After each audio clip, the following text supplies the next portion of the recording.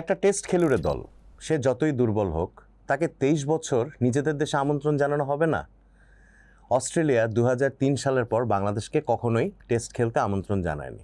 কেন ডাকেনি তারা? তার পেছনে ছিল নানা বাহানা, অদ্ভুত হাস্যকর সব যুক্তি। তবে মূল বিষয়টা ছিল তুচ্ছ-তাচ্ছিল্য।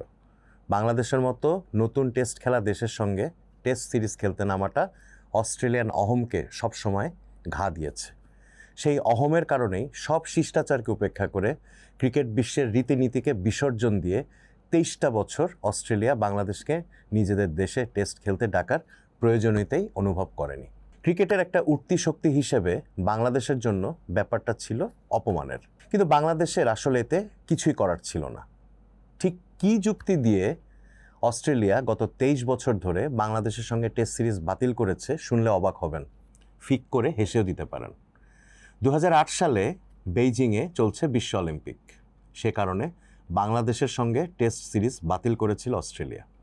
বলা হয়েছিল 2010 সালে টেস্ট সিরিজ আয়োজিত হবে, কিন্তু সেটাও বাতিল হয়ে গিয়েছিল কোনো ঘোষণা ছাড়াই।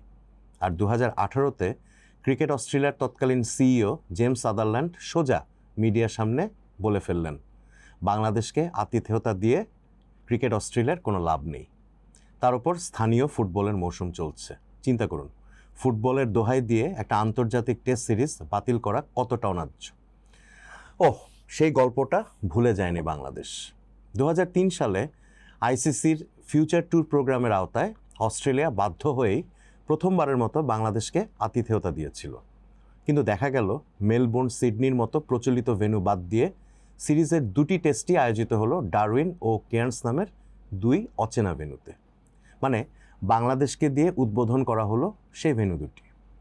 ডারউইন আর কেয়ার্নস এমন দুই ভেন্যু যেখানে বাংলাদেশ ছাড়া টেস্ট খেলেছে শুধু শ্রীলঙ্কা।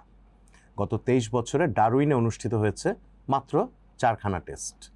যেটা বলছিলাম, 2003 সালে টেস্ট ক্রিকেটে নবীন বাংলাদেশ রীতিমতো বিপর্যস্ত অবস্থায় ছিল। আপনারা সবাই মনে রেখেছেন সেই সময়টা। অস্ট্রেলিয়া তখন মহাপরাক্রমশালী অজেয় এক দল। স্টিভ ওয়ার সেই দলের বিপক্ষে অনভিজ্ঞ বাংলাদেশ টেস্ট খেলতে নামবে। এটা নিয়ে তুচ্ছ তাচ্ছিল্য আর রসিকতায় মেতেছিল সাবেক এক অস্ট্রেলিয়ান ক্রিকেটার। তার নাম ডেভিড হুকস। ভুলে যাননি নিশ্চয়ই। খুব মজা করেই হুকস স্টিভ ওয়াকে বাতলে দিয়েছিলেন বাংলাদেশকে কিভাবে একদিনের মধ্যে টেস্টে হারানো যাবে সেই উপায়। ক্রিকেট দুনিয়ায় মিশ্র প্রতিক্রিয়া হয়েছিল সেবার হুকসের মন্তব্যে। খোদ স্টিভ ওয়াও বিব্রত হয়েছিলেন। বাংলাদেশের অধিনায়ক খালেদ মাহমুদকে ডারউইন টেস্টের সময় বলেছিলেন, আরে ওই পাগলটার কথা ছাড়ো তো, বাংলাদেশকে নিয়ে কত টিপ্পনি ভাবা যায়। বাংলাদেশ যেন ছিল টেস্ট ক্রিকেটের অবহেলিত অ্যাডাপ্টেড সাব। এমনকি এবারের ডারউইন টেস্ট শুরুর আগেও এক অস্ট্রেলিয়ান পডকাস্টার টিপ্পনি কেটে বলেছিলেন তিনি নাকি বাংলাদেশি ক্রিকেটারদের নাম মনে রাখার কিংবা জানার কোনো আগ্রহী বোধ করেন না। তবে 23 বছর পর এবার আইসিসির বিশ্ব টেস্ট চ্যাম্পিয়নশিপের পয়েন্ট টেবিলের সমীকরণে পড়ে অস্ট্রেলিয়া বাংলাদেশকে টেস্টে আতিথেয়তা দিতে বাধ্য হলো, সেটাও ডারউইনে। অস্ট্রেলিয়ানদের ধারণা ছিল কন্ডিশনের সুবিধা নিয়ে বাংলাদেশকে এক পেশে খেলায় গুড়িয়ে দিয়ে সহজেই পয়েন্ট লুটে নেওয়া যাবে। মূল ম্যাচের ঠিক আগে প্রস্তুতি ম্যাচে বাংলাদেশ আবার 54 রানে অল আউট হয়। অস্ট্রেলিয়ানদের সেই আত্মবিশ্বাস যেন আরও কয়েক গুণ বেড়ে গিয়েছিল। কিন্তু আসল টেস্ট শুরু হতেই ডারউইনের ঘাসওয়ালা সবুজ পিচে পাশার দান উল্টে গেল। তাসকিন আহমেদ, ইবাদত হোসেন আর হাসান মাহমুদের সুইং আর আগুনের গতিতে অস্ট্রেলিয়ান ব্যাটিং মুহূর্তেই তাসের ঘরের মতো ভেঙে পড়ল। স্টিভ স্মিথ ছাড়া কোনো অস্ট্রেলিয়ান ব্যাটসম্যানই বাংলাদেশের গতি আক্রমণের সামনে দাঁড়াতেই পারল না।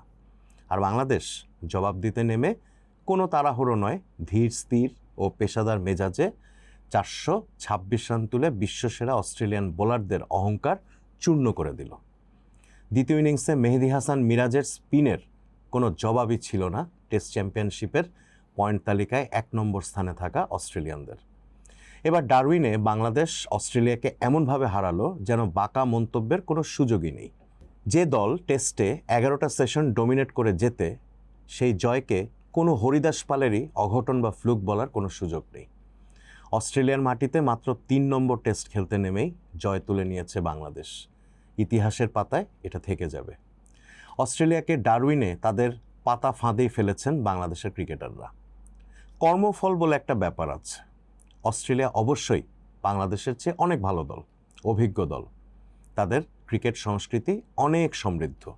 কিন্তু একটা নবীন ক্রিকেটিং নেশনকে গত ২৬টা বছর ধরে যে তুচ্ছ তাচ্ছিল্য অস্ট্রেলিয়ানরা করেছে, যে অপমানের মধ্য দিয়ে বাংলাদেশকে যেতে হয়েছে, সেই বাংলাদেশের কাছেই এমন হার অস্ট্রেলিয়ার, যে হার নাড়িয়ে দিয়েছে তাদের ক্রিকেটের ভিত।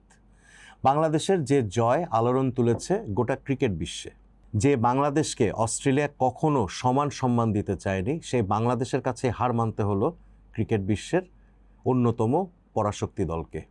অস্ট্রেলিয়া এতদিন বাংলাদেশকে দেখে হেসেছে, আর আজ ডারউইনের এই ঐতিহাসিক জয়ের পর অস্ট্রেলিয়ানদের এই দশা দেখে হাসছে পুরো ক্রিকেট বিশ্ব। একেই বোধহয় বলে কর্মফল। অস্ট্রেলিয়া সেটা ভালো করেই বুঝতে পারছে।